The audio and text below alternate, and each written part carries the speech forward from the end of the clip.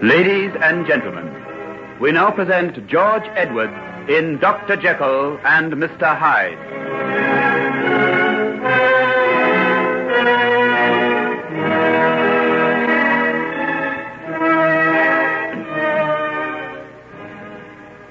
Well, my boy, did you get some sleep?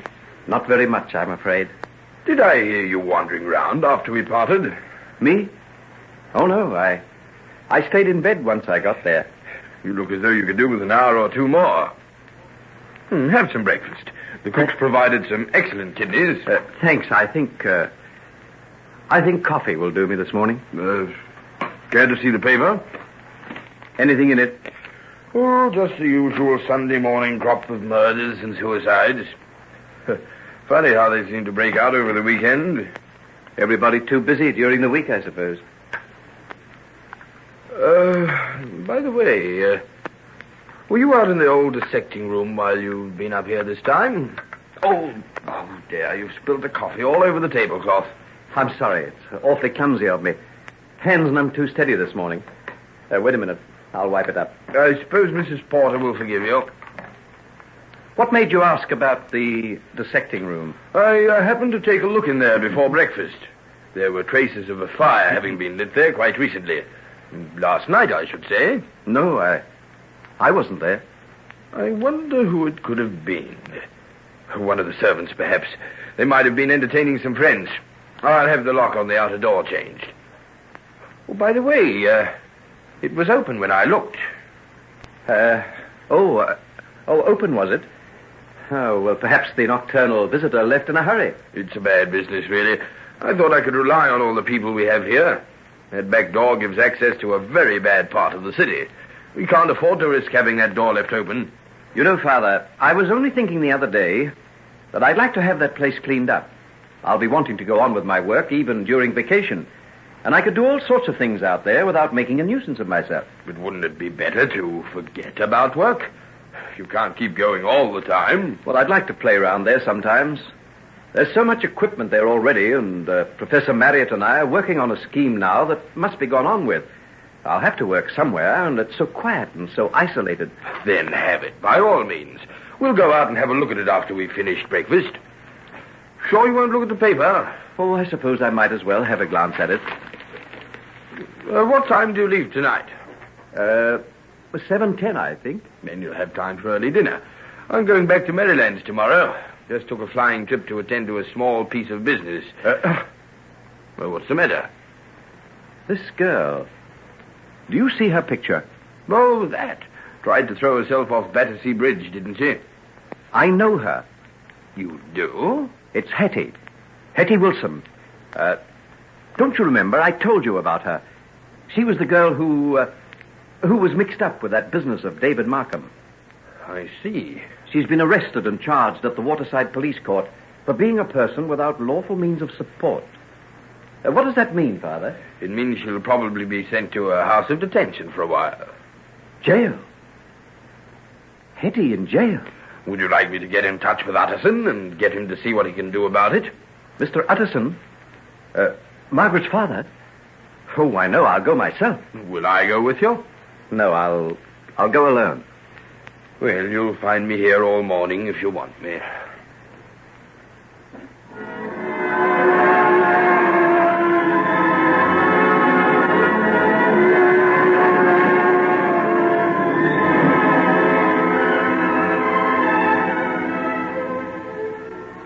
No, the prisoner has been removed to the jail infirmary. She's suffering from exposure and immersion in the water. Immersion?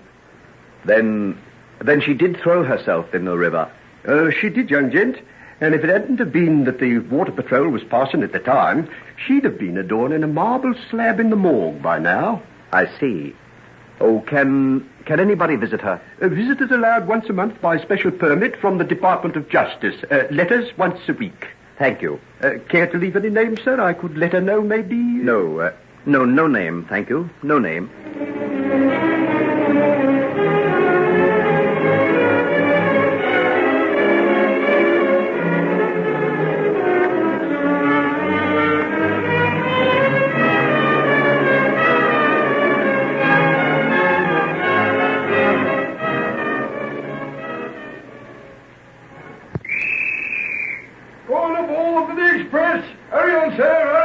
Jekyll! Jekyll, here! Oh, thank heavens you've made it. Roberts and I are in a fit. Nice mess you'd have been in if you hadn't been there for assembly tomorrow morning. What's the matter with you? You look all out. I had to rush for the train. Making the most out of merry old London town, eh? I must say you're a dark horse. Roberts and I are a couple of babes in arms compared to you. A fish to show us the way around next time. Still, we didn't do so badly. Have a good time today? Oh, yes. Marvelous. Don't know when I enjoyed myself so much before. Who was the little piece you got away with last night? Don't mind my asking, do you? Oh, no, not in the least. She's a Hungarian princess in disguise. Takes drugs, poor thing. Very sad case. Hungarian... Oh, get out. That's for a yarn. Still, I suppose that's your way of telling me to mind my own business. I say, look at old Roberts over there. Sound asleep already. Think I'll do likewise. Oh, what a night.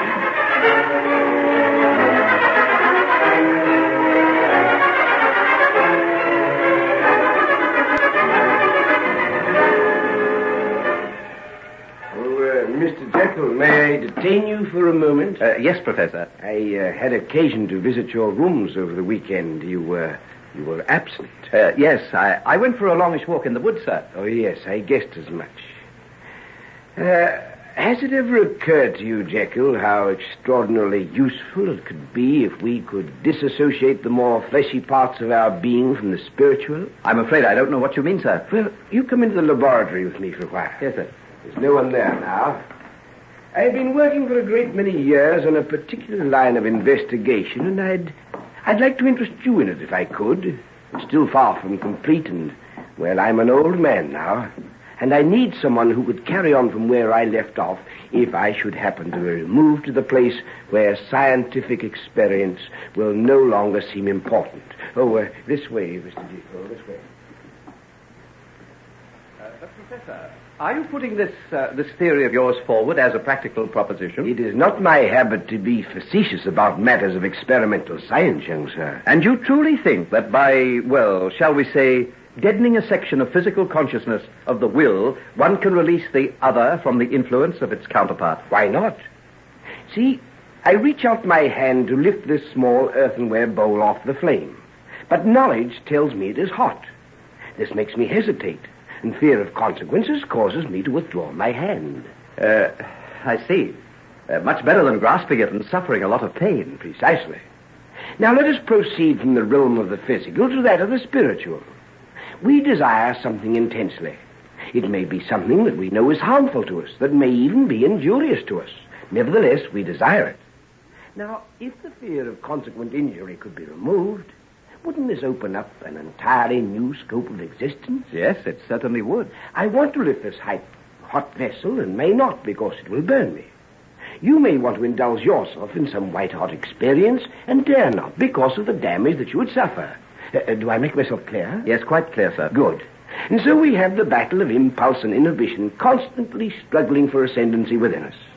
We are, all of us, not one man, but two. There is the evil and the good in each of us, and our physical body is the battleground for these opposing forces. We're everlastingly tormented by them, and some of us are destroyed by them. Don't you agree, Mr. Jekyll? Yes. Oh, yes, I agree. Well, why can we not sever these opposing forces and let each one go his own way? The sublime in us to walk untrammeled by the millstone of our baser selves, the profane to follow his impulses without the agonizing aftermath of hideous remorse. But how? How? We'll see here, in this little cabinet. Now, Mr. Jekyll, here's a drug I've compounded, and here a tincture.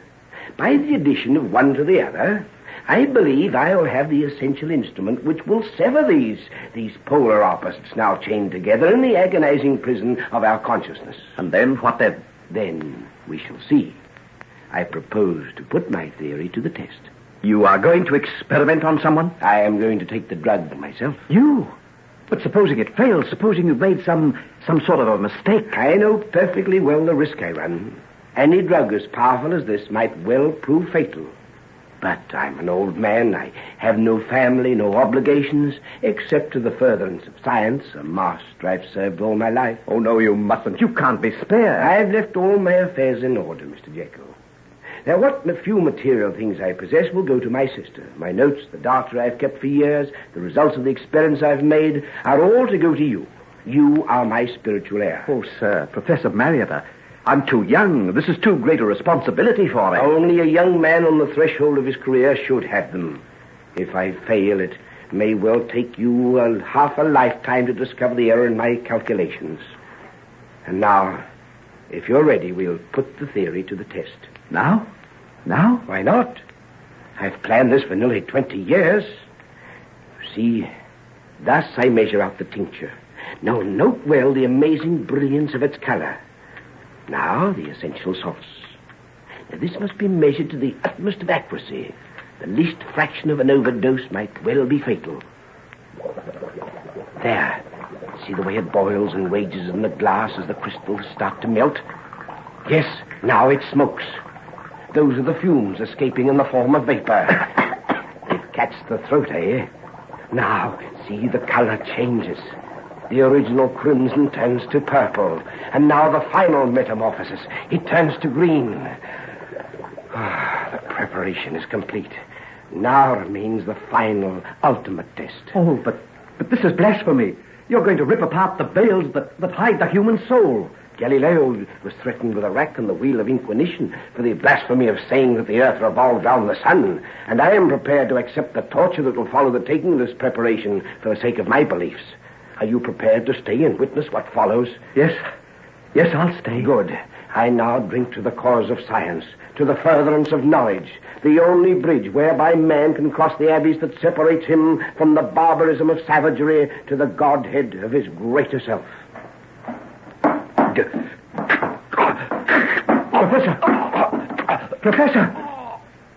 Professor, he's dead. It failed. There was something wrong with the mixture. You said it might take half a lifetime to succeed. But I'll do it. I'll not fail to carry out your trust in me. I shall succeed where you have failed.